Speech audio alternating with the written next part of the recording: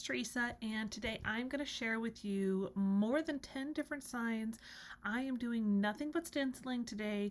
I'm going to use a variety of different kinds of stencils, tell you a little bit about when I would use certain kinds of stencils, some tips and tricks, and the whole thing. So go ahead and get comfy, and we'll jump into our first project.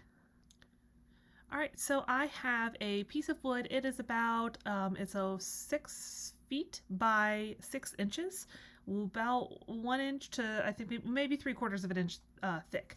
I'm using right now a wood stain on it, but this is actually the weather wash in the color, oh my, I've forgotten what the name of it is now. Ebony.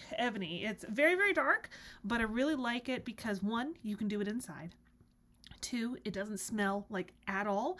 And as you can see, as it's drying, it's actually showing through some of the wood grain underneath, essentially giving you that like aged effect without having to sand and do the whole thing.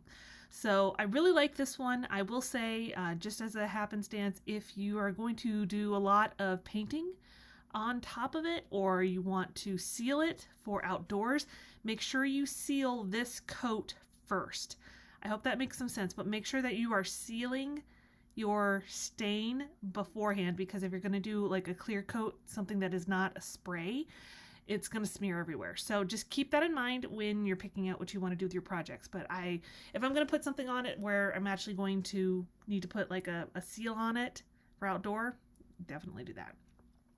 On to the stencil. Now this is from Essential Stencils. It is the growth chart ruler. I am going to be using this. It fits just perfectly. It's like there was no room on one of the numbers. And I'm going to go in with this crinoline, I think it is, from DIY. And I'm going in with a stencil brush from Essential Stencils. Doesn't have to be their brush. And I'm doing more of the swirly method. So I've got them all taped down. I've taped where the seam is. These are really easy to lay and get in a good spot, so that is why I like to use like a pre-made stencil that's kind of cut into like this plastic, melamine, whatever the material it is exactly. For whatever reason, I get very little bleeding when I'm doing this little swirly method. I used to be like the pouncer, but I swear I felt like I was going to get like carpal tunnel in my wrist. So ever since I switched to the swirly method, I don't get bleeding on it very much, and it's so much easier on my wrist. So this is my preferred method. Again, like I said, you want to try to make sure that your brush itself is not too damp, that it's got some dryness to it, and make sure that you're never using a brush that you just washed. The brush itself has to start off super, super dry, or you're gonna get a lot of bleeding. So I like to use these stencils when it's something super big, or it's something I'm gonna be repeating and making a lot. So obviously on like this growth chart, it's really perfect and ideal. I'll show you a couple other projects that these are really good to use on as well here in just a minute. Mixed projects. We've got a lot to see today. So I'm just working my way all the way down. It's stretched out in a really awkward spot throughout my entire room. And then I'm just going to read it up, like pull up the painter's tape, peel it back, and I mean, it's pristine. I was surprised. Every time I do it, I'm surprised I don't have more bleed through. But it ends up looking really good. Really happy with it. That's over at the shop. I have that marked at $45. I'll let you guys know if you're interested in a follow-up video on what sells at the prices I'm marking them at. So next one, I am going to kind of start off using this. It's like a decoupage glue. It's from Pentart. You can, of course, use Mod Podge or any other kind of decoupage, item that you prefer to use. I'm laying it down a pretty thin, even coat on this piece of board. This is a piece of pine. I want to say it's probably approximately 6 or 7 inches wide. I could count, I guess. Yes, it is 7 inches wide. And I want to say the length on it is somewhere around 18 inches. I could be wrong on that. I can't remember off the top of my head. But what I'm doing actually here is I am laying it all down and getting it lined up where I want it to be. And I'm first going to kind of get it set up because it is on a piece of decoupage paper that has lines. I don't want them to be super crooked. I wanted them to kind of lay right, you know what I mean? So I wanted to make sure they weren't all over the place. I did do a quick little, like, I don't know, ironing it, I guess is the best way to call it, with my little mini heat press. That way it didn't have too many wrinkles kind of starting off. Then I'm going to take a piece of parchment paper and just go through the whole thing. The decoupage glue is completely dry at this point. So when you're reheating it like this, it's reactivating it, like warming it up, making it stick again. So if you're trying to do something that doesn't have a ton of wrinkles in it, or you have to worry about pulling things up and everything like that, this is a really good way to do that. If you want that more worn, wrinkly look, which sometimes I do, it just kind of depends. You want to make sure you can just put it right on, like put down the wet glue, put down your decoupage paper. But it's all, you know, kind of depends on what project you're doing. Now next, I'm just going to cut at the corners, essentially making it where they don't overlap and they're not making it, like I don't want to wrap it like I'm wrapping a present, but I wanted to wrap it around the edges. That way, if you were looking at the top or the side or the bottom of the sign, this pattern would carry over. So I'm just kind of basically cutting it to where it's not going to overlap, and then I'll do essentially the same methodology on the sides, top and bottom, that I did on the front. You see here it is taped down, so it's not going to go anywhere. And now what I'll do is I'm going to just take off just a little edge. You can kind of see there, it's just a smidge. I don't want there to be that overlap or that blob of like extra paper, so I just do a quick little sand job. And now what I'll do is I'm going to just press it down really nicely. I'll pull the parchment paper over it. There you go. I'll pull the parchment paper over it, and then I'm going to just take my mini heat press and do it just like that. If you're using an iron, just make sure that you don't have the steaming option on. You can definitely do this with an iron though. The little mini heat press is just super easy, and nowadays you can get them pretty inexpensive on Amazon, or a bunch of different places sell it. Once it's completely dry, I'm just going to take a sanding block and on the back side of it basically just go straight down in one motion and start to actually peel away the excess paper. Couldn't have been easier to decoupage it. I mean, when it's a flat, even surface, it's pretty simple to decoupage once you've gotten the hang of it, and I'll just pull that away, and once I have done that to all of the sides, it'll actually be ready to go ahead and use our stencil on it. Here in a minute. Oh, I did forget. I had a couple little spots that I needed to make sure were really like kind of nice and stuck on there, so I did take out a little brush and some of the decoupage glue, again, just to make sure that it's not going to go anywhere. So anywhere little spots that you feel, you can kind of tell there might have missed a spot, not have glue there. I did put it on the sides just like I did the front, but it's easy enough to miss a spot and not have something that got covered. So I'll just real quick kind of touch those up, and then I'll be ready to do my stenciling. All right, so here is the stencil, same thing, essential stencil, and I'm just going to stick it down. I'm just testing it real quick to make sure the painter's tape isn't going to pull anything up. I believe on the other side it ended up pulling up just a tiny little bit, so just be cautious. You could also do kind of like a layer of decoupage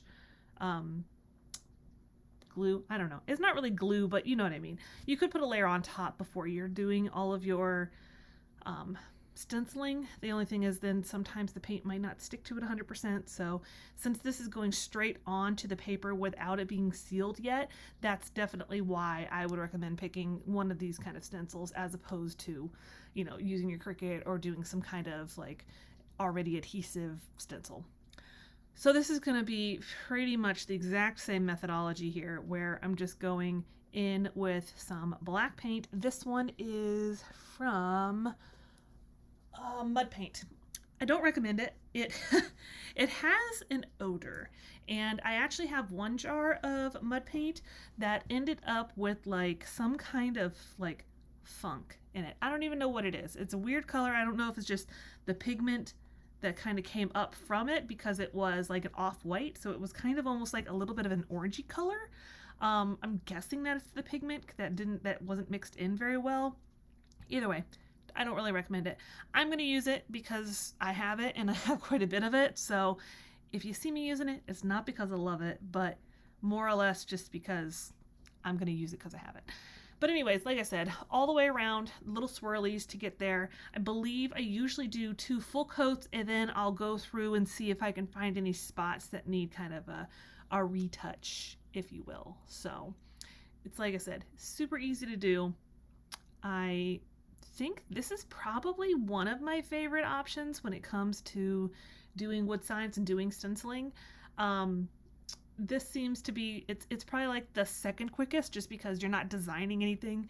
But the only problem with it is like, if you have something that it doesn't fit on, you can't really make it fit unless you happen to have a different stencil. And most of the time, the companies that make these, they don't make them in a variety of sizes. You can't say, you know, make it for me in something that'll fit on an 8x10 or 7x18 or make it fit this giant sign. It doesn't work that way. So that's obviously the downfall of it. So I'm going to peel up my painter's tape super gently, and then I'll peel up the other side because I don't want to just accidentally rip it. So it did rip, like I said, a little spot, not a big deal. I'm going to distress this down anyways, and then you're going to peel it up. And like I said, it went pretty good. There's a couple little spots here and there that I did have to touch up, but here it is once I did all the distressing and added the clear coat and the whole thing. And like I said, it's really great, especially for those gentler projects. Here's another one that I did with the same stencil, so it looks completely different. This was on a piece of reclaimed wood that I had just painted like an off-white and then added that on. Here's the start of the next project. So this is another reclaimed wood piece. It had this like multiple layer of paint situations, so sanded it down, painted it a really nice even white, and I went ahead and created this decal on my Cricut. Now this was made on the Cricut Venture, and obviously this sucker is pretty big because the sign itself, I think it's like as wide as like 35 inches wide at one point. So just know it is quite large. On this one though, I could have actually gotten away with cutting it in 2 different goes, and I'll show you that here in just a minute. But one thing I'll say on tips on this, obviously when you have the ability to make something on your Cricut, you can make it to size. I didn't measure out the exact every angle part of this wood to try and make it. I made it as closely as I could, and you'll see here in a minute I can make some adjustments to it, which is nice to kind of keep in mind when you're thinking about these. So once I've cut out the once I've cut it and weeded it and got the transfer tape on it, I'm going to put a piece of parchment paper. Well, okay, 2 pieces of parchment paper on it. This is going to make it to where I can move it around and then make adjustments as I go and as I want to without having to worry about it. So I've gotten it stuck onto one spot. Just always leave a little area that you don't have kind of on there. And then what we'll do here, if I can get the corner pulled up, then I pull up a part and I'll slowly start to take it off. So you see here, I'm just using my scraping tool and smoothing it down and slowly working it on to the piece of wood. If you're curious, want to see this in a slower process, like start to finish, let me know. Be happy to put that in another video sometime where I use the larger, make a larger stencil and do it a little slower. What I like to do a lot of times too is I will cut away the excess, just because I feel like it gets in the way, it sticks to stuff, it's kind of a pain. So if it means that much of a deal, I will go ahead and do that. Cut it away, cut it with a craft knife, whatever ends up working the best. And then I was like, okay, should I place it down? And my first thing, I was like, sure. Then I was like, nope. Not going to place it down yet because I was still trying to figure out exactly where it needed to go. I'm using this kind of method, kind of making a little spot here to show a crease where the center is. So I just lined up the last letter and the first letter and decided to quickly, that wasn't going to work. So I'm going to go ahead and do the paint on this part first. I just peeled up the transfer tape, taped off anything that I don't want to paint just because it wasn't going to work. you know, in the right spots because it's a little bit too big, but I'm gonna make it work. And I'm just using the color Moss from Waverly. It's like a throwback. This paint, I tell you what, the very rare am I disappointed in how this paint performs or how it keeps up over years. So I'll be going back to using just this kind of stuff. Now this video right here of me pulling off the actual decal and pulling it away, this is extremely sped up. I think this is like 3 times. So it's a very slow process, pulling it away bit by bit, cutting it as you go if you need to. It's not this fast. Now I did have a little bit of bleeding on part of this. So on the next bit, when I'm actually doing the lettering, I will actually go in and do the white on it first. You'll see that in just a minute, just to kind of try to avoid it. I still got it a little bit, but not as bad. So it just kind of depends on it. I probably should have, and I thought about it after, I should have sanded this down before going in and actually adding anything on it. That would have given it a lot more of that distressed look. And this is it is a reclaimed piece of wood, so that would have been cool. I wish I had thought of it before, but it's a little late now. You saw a few seconds ago that I actually brushed it away.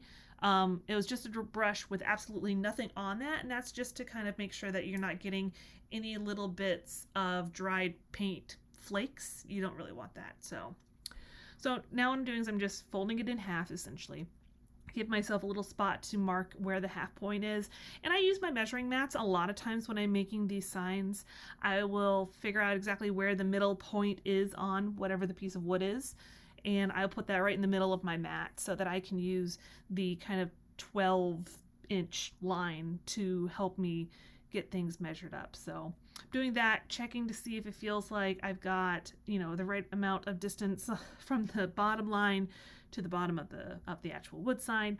I am notorious for being bad about placing stuff, so that's why I'm trying to check it a couple of times, especially because these are going to be sold. I don't want them to be crooked. And now I'm doing the same method I did just on the top part, is kind of having that piece of parchment paper, pulling it away as I actually push it off to the side. So again, same thing, cutting off some excess because I feel like it really gets stuck on things pretty often. So I'm going to do essentially the same process as I did before. I'll peel back. I have little bits and pieces, so I kind of peel it back as I had put it down. And like I mentioned before, a little different this time in that I'm going to start off with the white first, using just a sponge tip applicator to start. And then typically after that, I do switch over to a brush and do that swirly method. I feel like that keeps me from getting too much texture. I feel like when you're using just the sponge, you get a lot of texture, like you sponged something. Hopefully that makes sense. I think that, if you've ever done any kind of like sponge art or something like on a wall or whatever with a stencil, you can always tell that's how it was applied, and I don't want that, especially because I'm going to go in with a wax, like a dark wax, to actually add some distressing, and I don't want to amplify that texture. So I will typically start off with a sponge, and usually the last one I do, the last kind of layer, will be in a brush. That way it gives me something to kind of even out some of that texture. As you can see here, I decided I really wanted to make sure I don't get the green all over the place.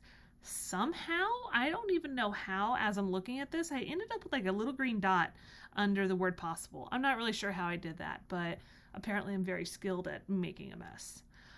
So I'll go through this again. So I did the one layer of the white, and then I think I end up doing, 2 full coats of the green.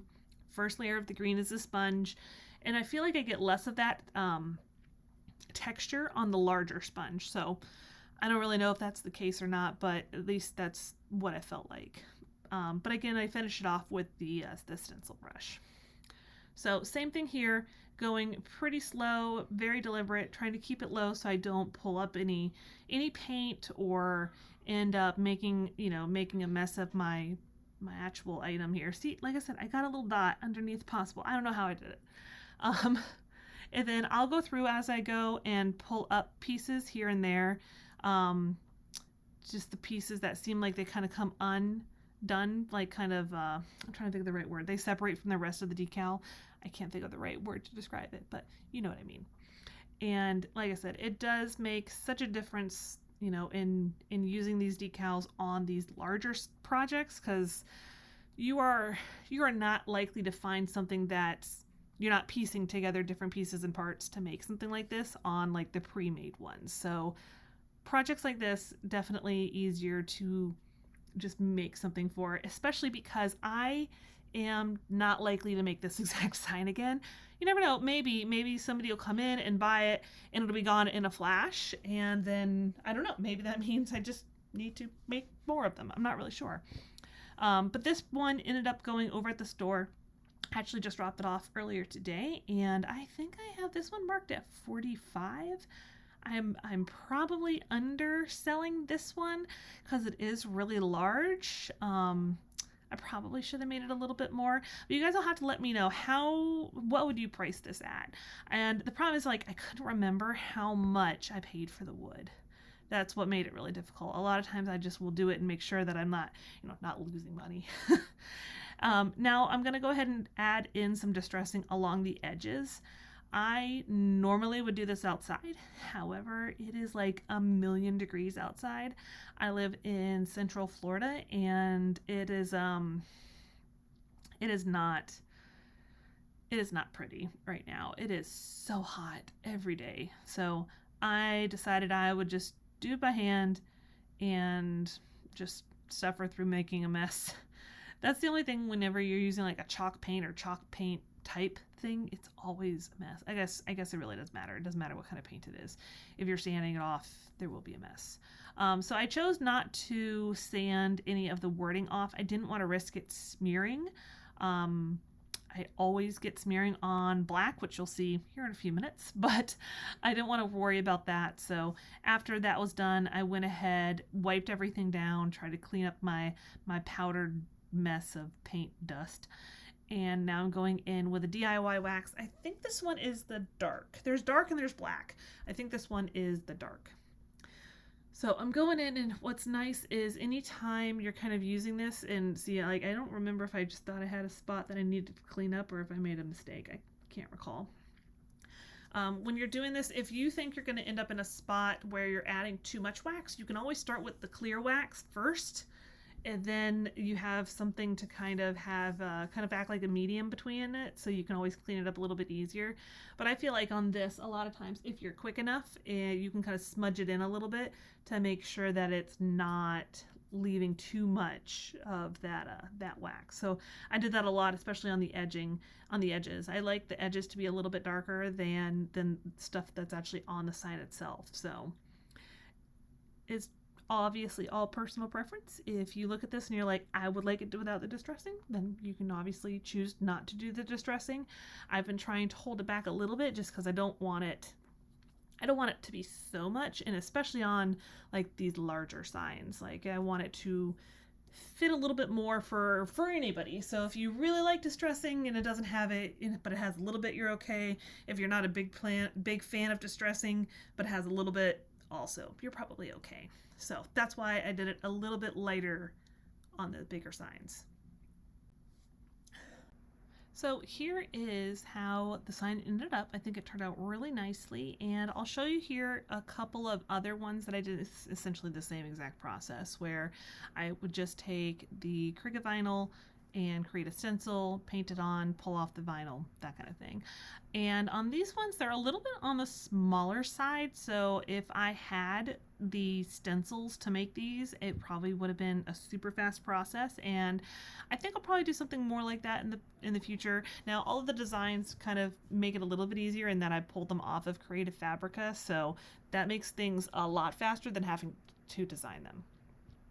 So here is the final one that I'm going to show you. Now, if you've been here for a while, you know that I used to do Chalk Couture, and this one is actually a maker studio, so very similar in concept.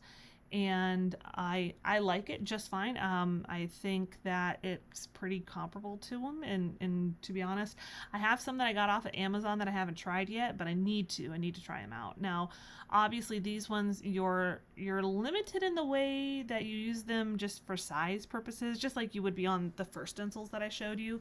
But these are nice just in that they do adhere to your surface. You can pick it up, move it around. So I feel like this is almost a little bit of a mixture of like you doing the Cricut stuff and then doing the same like almost like the plastics tile stencil. These are silk screens, so there's actually a little bit of a screen that you're going to be pushing your paint through. Now, the paint has to be a lot thicker consistency, and right now I have I have two different brands. I have the one that Chocator makes, which I don't recommend, and then this one here, which is actually Prima by Redesign, or redesigned by Prima, and then a Maker Studio makes one. There's a bunch of them out there. I haven't tried all of them, just these two, and I really like this one. This one probably needs to get watered down a little bit, but it's easy in just that you slap it on, you pull off the excess, and then you pull up your stencil. It's very simple and very quick. This is by far the fastest option, as long as what you're making has this size. Obviously, same kind of concept in that you're restricted in the sizing of stuff. So a lot of times you can combine different ones with each other. So if you had a few different ones of these stencils that you wanted to use one as a background, and then you wanted to use this stuff on top of it, there's a lot of different tricks and tips and stuff that you can do with that. There is actually a powder out there that I need to try that you can add to a regular paint. That's next on kind of like my stuff I want to try out. One thing you're limited on here is you can tell it's just barely was able to get that paint through the area that had the wings of the bee. So it's there, it's just really difficult to see it. So that's something to kind of be cognizant of on these, is the smaller, finer details.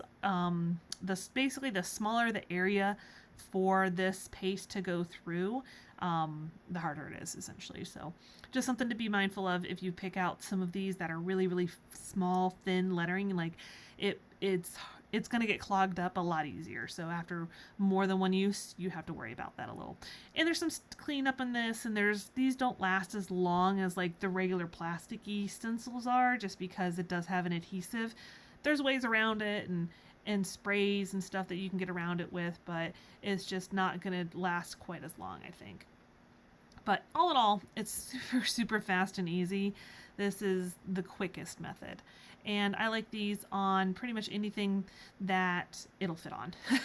You can do it on Fabrica with a different kind of ink, the whole thing. So there's lots of different options on using something like this. So here's how this project turned out. Like I said, you can just barely see kind of where the wings are supposed to be.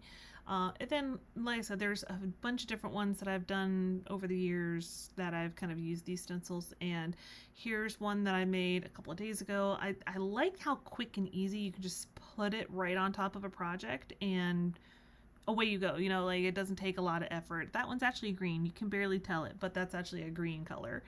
And then they show up really nicely. Wood, paint, doesn't matter either way. They just show up really nicely. They're pretty easy to clean up if you make any mistakes. And the only thing I'd say is like you're limited on sizing. Again, they don't make them in they make these in different sizes, but the actual design you like might not be for the sized sign you like, if that makes sense. But I hope you guys enjoyed kind of this rundown on all these different options when it comes to making signs, and let me know if you have any questions about anything. If you're curious about one versus the other, feel free to leave a comment and let me know if you had a favorite. Which one did you like the best? And hopefully you guys are having a great day, and I will see you next time.